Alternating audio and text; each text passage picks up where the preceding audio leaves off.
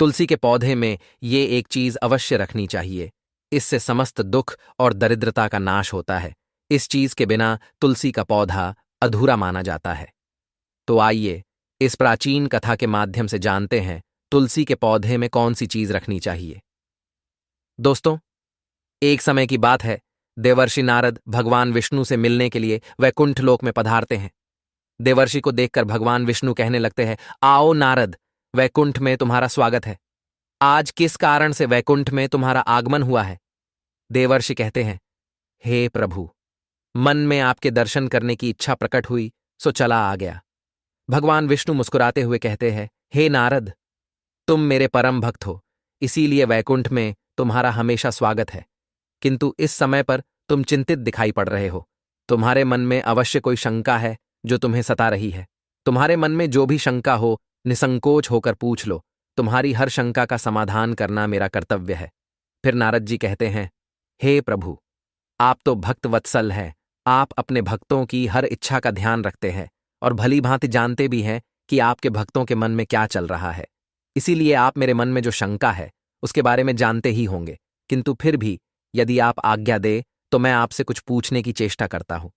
भगवान विष्णु कहते हैं, हे नारद, तुम भक्त शिरोमणि हो। तुम्हारे मन में जो भी शंका है मैं उसके विषय में अवश्य जानता हूं और यह भी जानता हूं कि तुम्हारी इस शंका के समाधान में समस्त मानव जाति का कल्याण छिपा हुआ है। इसीलिए निसंकोच होकर पूछो। फिर देवर्षि नारद कहने लगते हैं, हे प्रभु, आज मैंने नीलगिरी पर्वत पर एक बड़ी ही विचित्र घटना देखी है, जिसे मैं आपको सुनाता हूं। मैं पृथ्वीलोक का भ्रमण कर रहा था, तभी मैंने नीलगिरी पर्वत के जंगलों में एक विचित्र नगर देखा।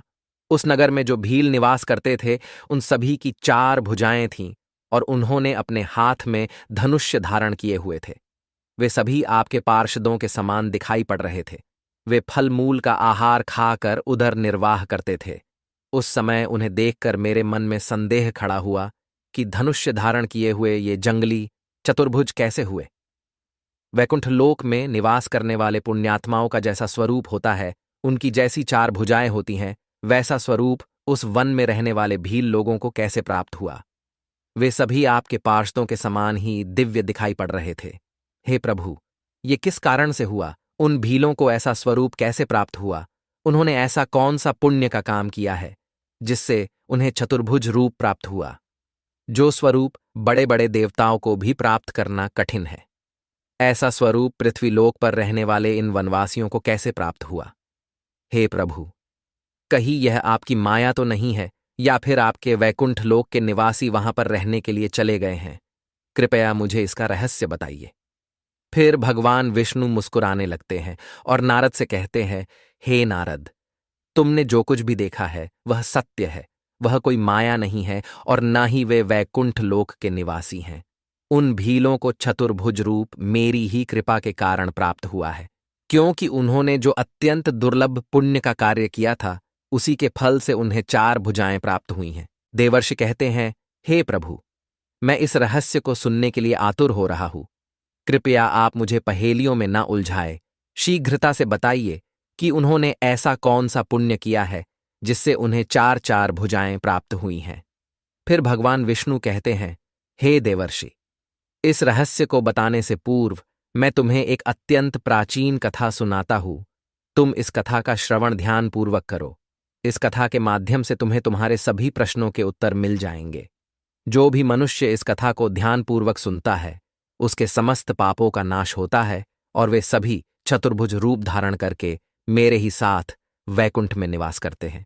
देवर्षि कहते हैं, हे प्रभु, आपके मुख से इस कथा को सुनना मेरा सौभाग्य है। कृपया आप मुझे वह कथा कहिए। फिर भगवान विष्णु उस कथा को कहना आरंभ करते हैं। हे नारद, पूर्वकाल की बात है। नीलगिरी पर्वत के वन में शाबर नाम से प्रसिद्ध एक शिकारी रहता था। वह अत्यंत दुष्ट और हिंसक प्रवृत्ति वाला मनुष्य था। सदैव अनेक जीव जंतुओं की हत्या करना और दूसरों का धन लूटना, यही उसका रोज का काम था। क्रोध, द्वेष, काम आदि दोष सर्वदा उसके अंदर भरे रहते थे। वह वन में इधर उधर भटक कर अकारण ही खेल खेल में निष्पाप पशुओं पर प्रहार करता और उन्हें मार डालता था। फिर एक दिन वह शिकारी वन में भटक कर शिकार कर रहा था। उसके मन पर मूढ़ता छाई हुई थी। उस दिन उसका अंत समय निकट आ चुका था। उसे इस बात का ज्ञान नहीं था, इसीलिए वह हाथ में धनुष्य लेकर शिकार की खोज में चलने लगा। उसने अनेक छोटे छोटे प्राणियों को अपना शिकार बनाया और उन्हें मरने के लिए छोड़कर वह हंसते हुए चलने लगा। फिर अचानक से एक विशालकाय आकार का शेर उसके सामने आ गया। शेर को देखकर वह शिकारी अत्यंत भयभीत हो गया और अपना धनुष्य निकालकर उस पर प्रहार करने लगा। किंतु वह काल रूपी शेर अत्यंत भयंकर था। शिकारी के बाण उसके शरीर को टकराकर नीचे गिरने लगते थे। वह शेर उस शिकारी की ओर देखकर कहने लगा, हे दुष्ट, तूने मेरे वन में निवास करने वाले अनेक निष्पाप पशुओं के प्राण लिए हैं, इसीलिए अब तू भी अपने प्राण गंवाने के लिए तैयार हो जा। शेर की गर्जना सुनकर वह शिकारी भयभीत हो गया और शीघ्रता से उस शेर पर आक्रमण करने लगा। किंतु शेर ने एक ही पंजा मारकर उस शिकारी को जमीन पर गिरा दिया, जिससे उस शिकारी के प्राण पखेड़ू हो गए और वह उसी क्षण मृत्यु को प्राप्त हुआ। उस शिकारी की मृत्यु के बाद उस स्थान पर यमराज के 2 दूत प्रकट हुए। उनके लंबे लंबे बाल, बड़े बड़े नाखून, लंबे लंबे दांत थे। वे हाथ में पाश लेकर वहां पर पहुंच गए। उन यमदूतों को देखते ही प्राणियों को मूर्छा आ जाती है। वे दोनों ही काले खलूटे, सिर पर सिंह धारण किए हुए और हाथ में लोहे के दंड लिए हुए थे। उस शिकारी के पास पहुंचकर वे यम के दूत इस प्रकार से कहने लगे, समस्त प्राणियों को भय पहुंचाने वाले और निष्पाप पशुओं को मारने वाले इस पापी को बांध लो। फिर उन यम के दूतों ने उस शिकारी को अपने पाश में बांध लिया और कहने लगे, अरे दुष्ट, पापी, तूने कभी मन से शुभ कर्म नहीं किए। अकारण ही तूने अनेक निष्पाप पशुओं को मारा है। जन्म से लेकर अब तक तूने कभी भगवान की सेवा नहीं की। समस्त पापों को दूर करने वाले भगवान विष्णु का कभी स्मरण भी नहीं किया। तूने कभी दान धर्म नहीं किया। इसीलिए धर्मराज की आज्ञा से हम तुझे नरक ले जाने के लिए आए हैं। धर्मराज तुझे भयंकर कुंभीपाक तथा रौरव नरक में डाल देंगे। यमराज के दूतों के ऐसे भयंकर वचन सुनकर वह शिकारी भयभीत हो गया और हाहाकार करने लगा। यमदूतों को उस पर जरा सी भी दया नहीं आई और वे उसे ले जाने लगे। भगवान विष्णु कहते हैं, तभी उस स्थान पर एक वैष्णव ब्राह्मण आ गया जो सदैव मेरी ही भक्ति करता था।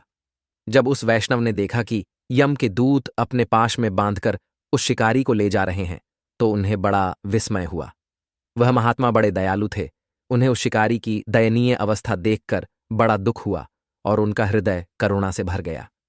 उन्होंने मन ही मन विचार किया, मेरे रहते हुए इस मनुष्य को कठोर यातनाएं भोगनी पड़ रही हैं, इसीलिए मैं अभी इस मनुष्य को इन यमदूतों से छुटकारा दिलाता हूं। ऐसा सोचकर वह ब्राह्मण हाथ में शालिग्राम लेकर उस शिकारी के शरीर के पास गए और शालिग्राम का पवित्र चरणामृत, जिसमें तुलसी दल मिला हुआ था, उस शिकारी के मुख में डाल दिया। फिर उस शिकारी के कानों में राम नाम का जाप किया। उन्होंने उसके मस्तक पर तुलसी दल रख दिया और उसकी छाती पर शालिग्राम रखकर इस प्रकार से कहने लगे, हे यातना देने वाले यमदूतों, यह से चले जाओ। शालिग्राम का स्पर्श होते ही उस शिकारी के समस्त पाप नष्ट हो गए और फिर अचानक से उस स्थान पर भगवान विष्णु के 2 पार्षद प्रकट हुए। उनका स्वरूप बड़ा अद्भुत था। उनकी 4 भुजाएं थीं और वे पीतांबर धारण किए हुए थे।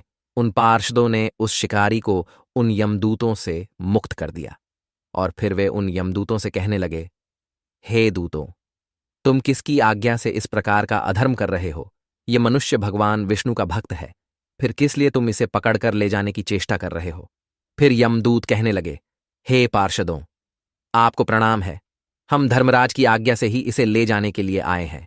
इस पापी ने कभी किसी प्राणी पर उपकार नहीं किया है। इसने जीव हिंसा की है। अनेक तीर्थ यात्रियों को इसने लूटा है। इसने अनेक सती स्त्रियों को विधवा बना दिया है। इसी प्रकार के अनेक पाप करने के कारण ही आज इसे हम यमलोक ले जा रहे हैं। किंतु आपने इसे बंधन से मुक्त कर दिया है, इसके पीछे क्या कारण है?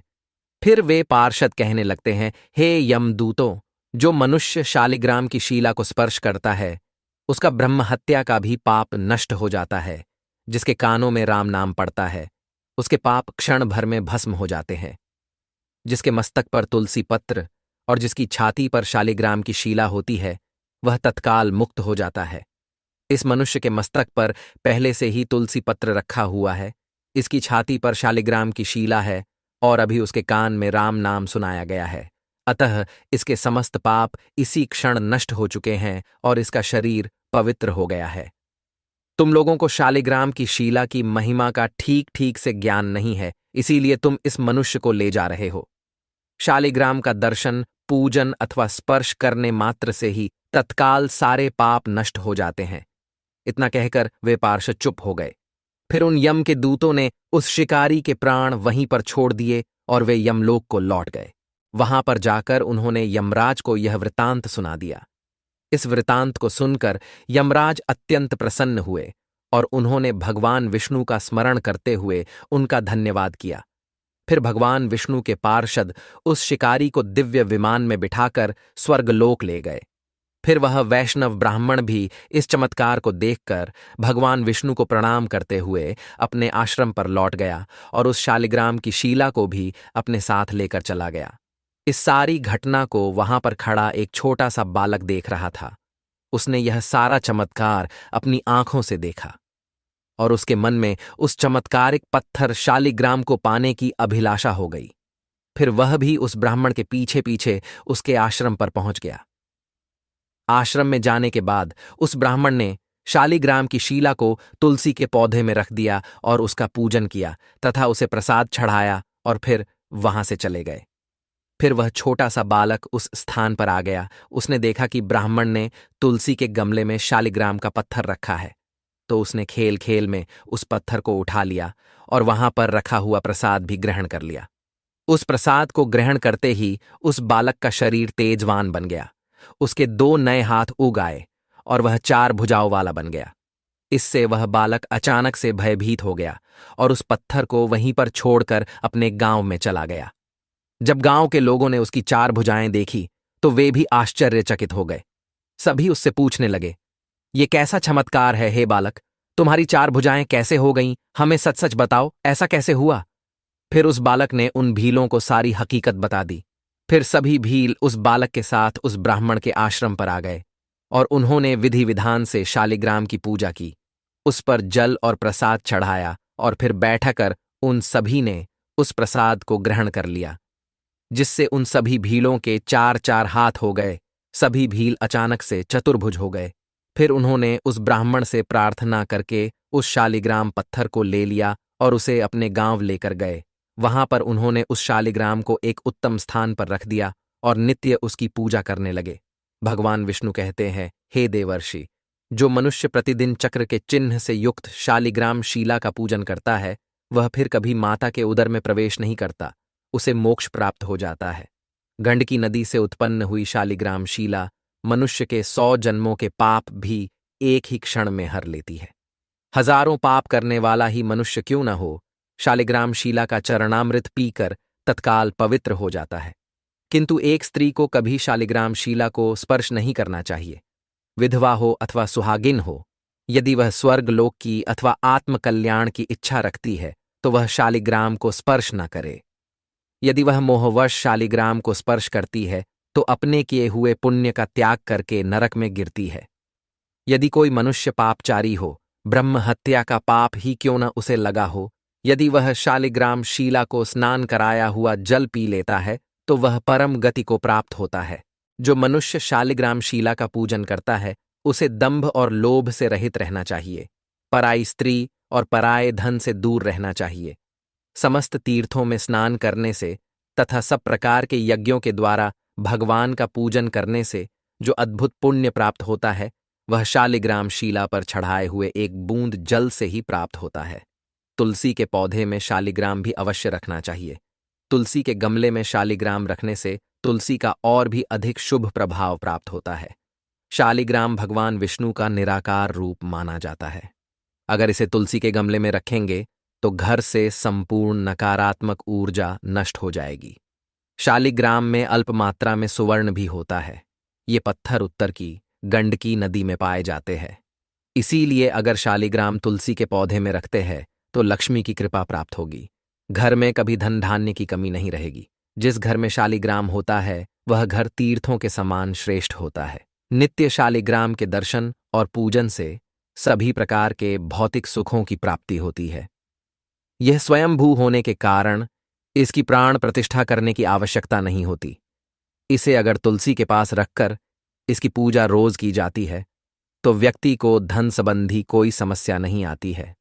मृत्यु के समय शालिग्राम के चरण अमृत का जल सभी पापों से मुक्ति दिलाता है। वह मृत्यु के पश्चात वैकुंठ चला जाता है। यह चरण अमृत औषधि के समान है। जो इसका सेवन करता है उसे मोक्ष मिल जाता है।